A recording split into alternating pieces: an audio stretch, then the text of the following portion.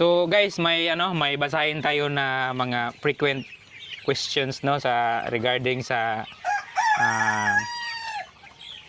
in connection sa ating topic ngayon. So number 1 is, pwede ba sa sisiw ang mga vitamins nito?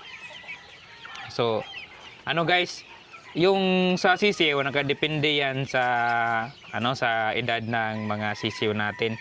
So bali kung sobra naman yung mga vitamin C at electrolytes ang naibibigay natin sa mga sisiw, at maaari silang magtatae.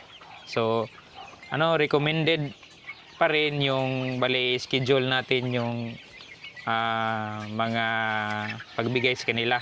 So ganyan, 2 to 3 times a week lang. So yun, 2 to 3 times a week lang, at magdepende yun sa sa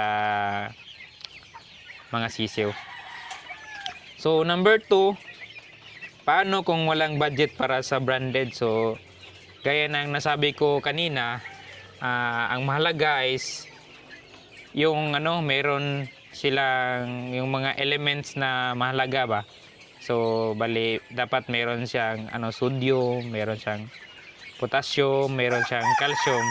Yung mga yung active ingredients lang na ang mahalaga para malaman natin kung pwede man nating bilhin yang generic at hindi branded. So medyo hindi na rin yan kamahalan.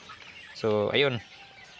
So number 3 is, dapat ba araw-araw ibigay yung supplements?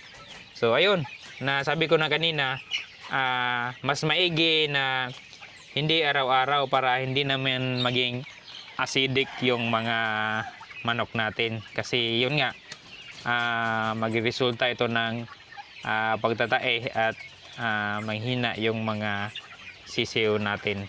So ayun guys. So hope na tanong ko or nasagot ko yung yung mga relevant questions para sa ating topic ngayon. So ayan.